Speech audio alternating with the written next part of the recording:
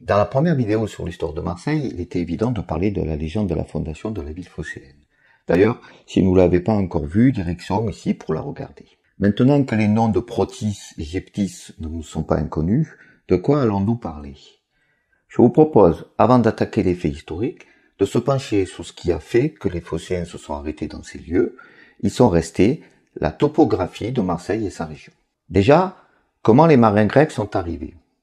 Les fondateurs pratiquaient ce qu'on appelle l'emporia, c'est-à-dire que les marins grecs s'aventuraient loin dans la Méditerranée, en longeant les côtes, créant des comptoirs permettant un commerce à longue distance, sans avoir besoin de contrôler un vaste territoire, mais de petites zones où les relations avec les indigènes étaient fructueuses. À cette époque, la Méditerranée, ou le monde connu, était partagée entre les Grecs en partie orientale, les Étrusques en Italie du Nord et centrale, et les Phéniciens sur les côtes espagnoles, la Sicile, la Sardaigne et l'Afrique du Nord. Et pour cela, les intrépides marins grecs naviguaient sur des bateaux de guerre à 50 rames, appelés pentécontères, bateaux d'environ 35 mètres de long pour 5 mètres de large, avec 25 rameurs de chaque côté, plus rapides et maniables que les navires de commerce plus ronds. Comme nous avons vu, longeant les côtes, ils firent une halte à Rome, où ils se lièrent d'amitié avec Tarquin l'Ancien, mais arrivèrent bientôt sur cette terre qui leur rappelait furieusement Phocée. Et c'est bien la situation géographique de la future Marseille sur ce littoral qui allait entraîner son activité maritime, son expansion coloniale. Que l'on ne se trompe pas, les Phocéens, s'ils n'avaient pas trouvé là une situation taillée pour eux, Marseille n'aurait été qu'un simple comptoir sur la route de ces colonies nombreuses, allant jusqu'à la future Espagne.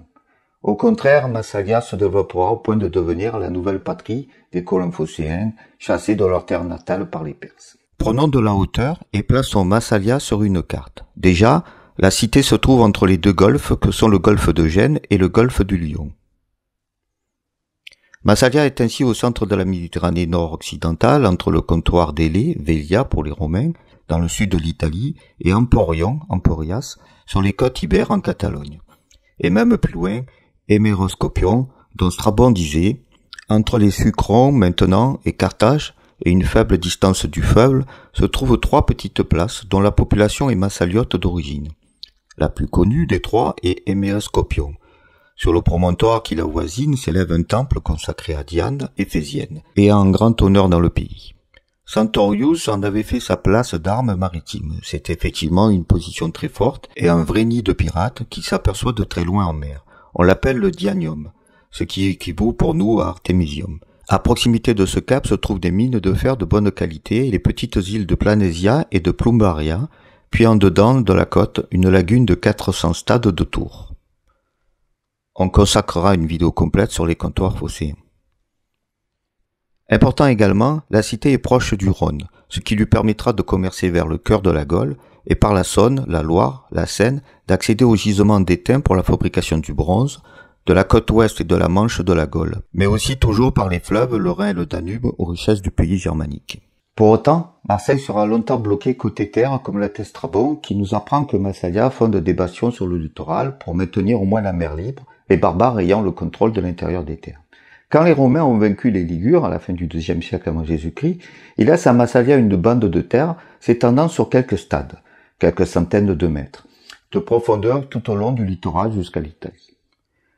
Même quand les Romains s'emparent de l'arrière-pays, en battant les Saliens, et fondent Acaoe Sextiae, Aix-en-Provence, en 124 avant Jésus-Christ, ils libèrent Massalia des peuples indigènes pour mieux enfermer la ville dans son territoire étroit du littoral sous la domination romaine.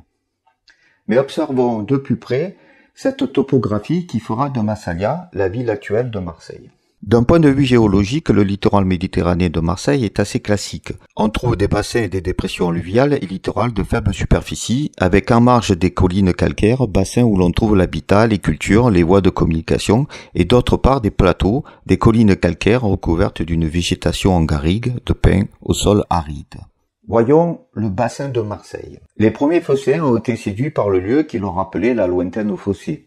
Arrivé sur les rives du Lacidon, on peut voir que le bassin de Marseille est entouré de massifs montagneux, en vrai des reliefs peu importants, mais qui profitent de la proximité de la mer pour paraître plus imposants. Reprenons de la hauteur et voyons sur la carte ce bassin marseillais. On note d'emblée que la côte garde une direction est-ouest, mais brusquement la rade de Marseille tranche par une direction sud-nord que le Lacidon des fondateurs coupe en son centre. Ensuite vient donc cette ceinture de massifs. Au sud, Saint-Cyr-Carpiane et Marseille-Vert. Au nord-est, le Gard-Laban, la chaîne de l'Étoile au nord, le massif de la Nerte au nord-ouest. La côte sud est impraticable aux voies de circulation. On y trouve ces anciennes vallées envahies par les eaux qui font entre autres la renommée de la ville, les Calanques. On peut joindre la baie de Cassis que par des plateaux entre les massifs de Marseille-Vert et de Saint-Cyr-Carpiane. Au nord, la ville est bien protégée par les trois massifs, celui d'Allot avec le Gard-Laban, prolongé par la chaîne de l'Étoile et complété par le massif de la Nerte. Si bien que pour s'échapper de Marseille, on a peu de choix. Au sud, par les plateaux qui mènent à Cassis, par l'est, par la trouée du fleuve marseillais, l'Uvonne qui mène à Aubagne. Mais rapidement, on se heurte au massif de la Sainte-Baume à l'est. Au nord, par le passage relativement étroit entre le massif de l'Étoile et de la Nerte, on peut joindre l'ouest et l'étang de Berre, ou le nord vers Aix en Provence. Impossible de dire à quel point cela a influencé nos fondateurs. Mais clairement, entre la ressemblance avec leur terre natale et la protection qu'apporte cette ceinture rocheuse, la topographie du bassin marseillais a sans doute joué un grand rôle dans le choix de s'établir en ce lieu, comme cela joue encore un rôle pour la Marseille actuelle. Passé ces premiers massifs, on trouve le bassin de l'Arc. L'Arc prend sa source dans le département du Var, traverse la plaine de Tresse et passe au pied de la Sainte-Victoire avant de finir son chemin dans l'étang de Berre sur la commune de Berre-l'Étang. Cela forme trois bassins. Celui du haut bassin de l'Arc, dans la région de Pourrières et Puy-Loubier, à droite du fleuve, et de Tresse à gauche. Au nord, on trouve la Sainte-Victoire, au sud, l'Olympe et le Mont-Aurélien. Celui du bassin d'Aix-en-Provence, bordé au nord par le plateau de Puy-Ricard, mais largement ouvert, ce qui explique le choix des Romains, outre l'indépendance voulue des Marseillais, de faire d'Aquae-Testiae une ville d'importance. Celui du plateau de Grand Arbois, où l'Arc s'est taillé un passage dans ses gorges, notamment celle de Roquefavour, où l'homme a construit l'aqueduc qui permet au XIXe siècle d'apporter l'eau de la Durance à Marseille par le canal de Marseille. Mais nous y reviendrons bientôt, l'histoire de l'eau à Marseille mérite s'y pencher dans une vidéo dédiée. Ces plateaux se terminent par des buttes qui ont servi d'habitat perché au peuple ligure dans ce qu'on appelle des oppidas. Égyptis habitait-elle dans l'un d'eux?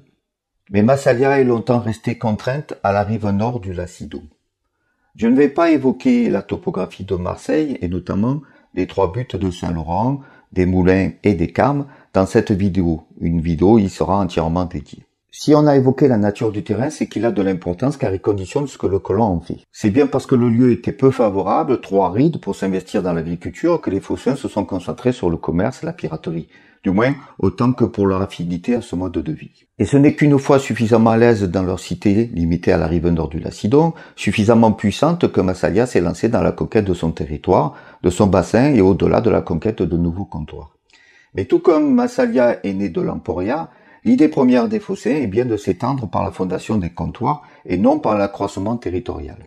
Aussi, comme nous allons le voir dans les prochaines vidéos, Massalia a longtemps donc eu un petit territoire, mais une grande influence sur le mode méditerranéen occidental. À très bientôt sur Juste Mise au Point.